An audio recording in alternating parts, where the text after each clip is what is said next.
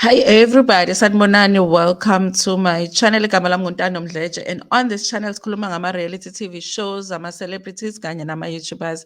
And if it's your first time joining me today and you really like my content, do not forget to press the subscribe button ngezansi and the notification bell ukuze uthole umyalezo uma ngabe umsebenzi omusha sesiwufakile. You guys, those who watched the Bala Family reality show last night and are looking for the review, I already did that review last weekend because I had watched it on channel 103. I will try and repost it on my community post so it is there. You can watch it.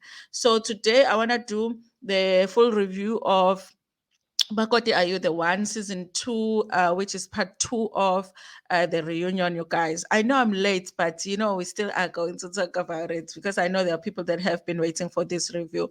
So, you guys, in this part of the reunion, they focus mostly on Wendy, Kanye, no Lorraine, and they do focus on Sophie and Sophie and Linda. Okay, those are two couples. Okay, one thing about Lorraine and Wendy is that they got a lot of backlash from social media, and I guess I'm also social media because honestly, I did also feel like. When I was doing my reviews, I did say that I felt like they were the couple that was not really ready to go to Oh My God, Are You the One? Because they did not sound like they were ready to get married. More so, Lorraine than Wendy. I felt like Wendy wanted to get married, but maybe Lorraine wasn't ready. I was feeling like that. I got those vibes from them at the beginning of the show, you guys. So, and I think also social media, especially Twitter, the conversations there were that maybe they shouldn't have been part of the show. And I think a lot of people had an issue with them taking that trip to Mozambique in the middle of the shows. Why would you go to Mozambique instead of just staying and shooting the show until it finishes? Then you can go on a trip. So that was the issue, okay? And so they do talk about that a little bit. I think that they people came for Lorraine more than they came for Wendy.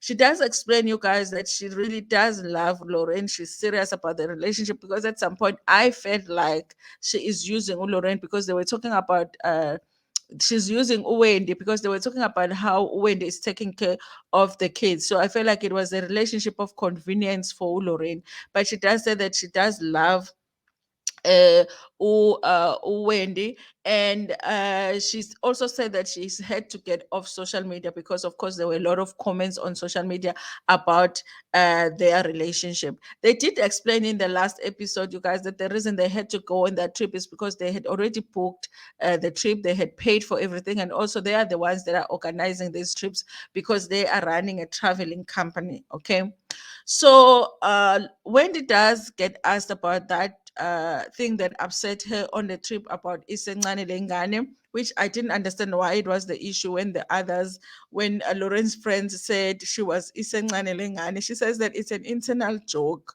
So the friends would understand why it would upset her because they have an internal joke about how they were at the event and that thing was being said to someone at the event, at a certain event. I still didn't understand it, but I did get the point she was making that it was an internal joke, you guys.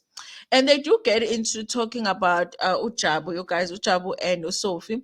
And Ola Chongo did point out that Ujabu was wearing artificial nails there at the reunion because she made it seem like ngathi akazazibona inzipho, akazabona umuntu owenza inzipho before, and so they do get into that. Ujabu insists that the only reason that she wanted Sophie to remove the nails was because of hygiene, because of course she had to touch oblongwe outside a cinder, and then the next thing she had to go and cook for the family. She felt like it wasn't hygienic. Okay, I get that point, you guys, but at the same time, you can't just arrange for somebody to have their nails removed without them saying they want their nails removed. It was ridiculous to me that Ujabu did that, that she thought that it was appropriate to organize that guy that she had organized as the person that was going to remove the nails. Because if Sophie did not want to remove the nails, why would you arrange for somebody to remove her nails, you guys? And then they get into why they don't get along. Okay, and Ujabu, listen, there are points that she's making that are valid, okay? Like she says that she feels like usofi uthanda ukubukisa. She always likes to compare her home with what they do in in Jabu's family and what they do in Sophie's family. She always says ukuthi ekhaya kwenziwa kanje, ekhaya kwenziwa kanje, and all of that, okay? And I do feel like Ujabu makes a good point there. But I feel like when she gets into saying that the reason that Usofi behaves the way that she behaves is because Kuboba rich, Kuboba nemal. I felt like Imal Aingain. And I did feel like that's the reason Udla Chongo was cutting the conversation off in that part where whenever Ujabu will mention Indaba Imali, Ula Chongo will say, but Leon to Ingenap. And I feel like it's very developed and it kind of disrespectful to talk about my financial standings, a family, when they're discussing such things as Umakoti coming into the family. Okay, I feel like Ujabu has a certain insecurity about a family yake not being as well off. Which honestly, Mina, when I looked at the family and I looked at the house, they look like they are okay, but she has a certain insecurity and she likes to compare Usofi with the other girlfriend or a ex-girlfriend Kalinda because no Prince. What did I say? Ulinda is Refilo's husband. Prince with Prince's ex-husband. Ex-girlfriend, because she says Guti, even though she was rich, but she was humble, but Usofi is not humble. Okay. And then she gets into talking about how they called her Umabuye Mendo, and she says that's not her fault. You don't know what's going to happen in your future, and you can't call her Umabuye Mendo because that might happen to you too.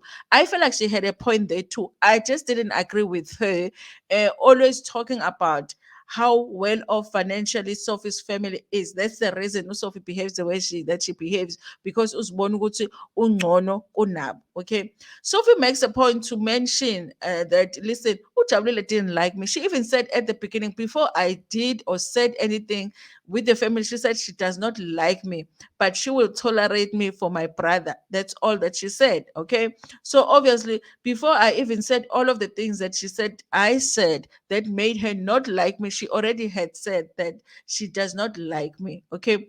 I imagine you guys that it would be irritating for somebody to be in your home and always be comparing like ekhaya senze kanje, ekhaya senze kanje, ekhaya senze kanjalo. But at the same time, I feel like wherever we go, we do isn't the way that we are taught at home. So to adjust to something different, it is a challenge. But if you are in somebody's house, you are supposed to uh, adjust. Okay. I feel like we would have had a chance to hear Ujabu out if she was not constantly mentioning the issue. Yoguti, or the reason Usofi behaves the way that she behaves with her family is because, she is well off financially. Okay. To be honest with you, Sophie has been accepted by Prince's family because the mother-in-law says that she has accepted her. She doesn't have a problem with her. She looks forward to her being Umakoti. But remember, with Sophie, there is that issue. Prince cannot get married until his older brother is married. Okay, so let's see us. So, how long are you gonna wait? Okay, even Sophie said that there are times where she asks herself if it's ever going to happen for her to get married because, of course, there is that issue. And Uprince does say, in certain instances, you can get married without your older brother getting married, but you have to give him enough time to be able to put together izinto zakhe naye ahlanganise ashade, and maybe if that grace period passes, then you can go ahead and get married. Listen, you guys, how do you decide how long is that period going to be? That's a thing for me, how are you going to decide? Is it a year? Is it 2 years? Is it 5 years? Is it 2 months? How long is it going to be? I feel like that whole thing of the brother getting married should have been taken care of before Usofi goes ayokotiza, because then what was the point of what akotize Usofi if they were never going to be able to arrange for Uguti Ashad afterwards. Okay, so there is an issue with Usofi right now that she can't really get married until the brother is married, and or if he doesn't get married, then they have to give him that grace to say, okay, we will wait for you for this however long, and then if you don't get married, then they will move ahead and get married. Okay. So you guys, the mother-in-law, when it comes to Sophie, felt like Sophie was a perfect Makoti, felt like his into that she didn't know uyafundiseka and all of that. And Auntie, and I remember there was an aunt who participated in the show. Auntie and I feels like, you know what, she did very well with Sophie. The fact that Sophie survived. u- Ujabu, because guys, we all have crazies in the family, and we all know that they're crazy. So they're saying that the fact that Usofi survived Uchabu, by the way, Uchabu is this one. I always go the wrong way. Uchabu is this one, and this is Usofi. The fact that Usofi survived Uchabu means that she will survive anything in the family. And yes, you guys, listen, I feel like sometimes as sisters, when we like, umakoti kapoti, sometimes it's difficult to adjust. I think for the whole family, I think my family went through that as well when my brother had a breakup, because we had accepted umakoti. She was like an additional sister to us. We liked her. We liked the kids. So now when the breakup was happening, they broke up, and then we had to break up, and then my mother had to break up. So it wasn't as easy for us to be like, okay, now we have to wait for someone new. But now when someone new comes in, there is another challenge. Okay. But I feel like you have to work on accepting the new person, because you are not the one in the relationship.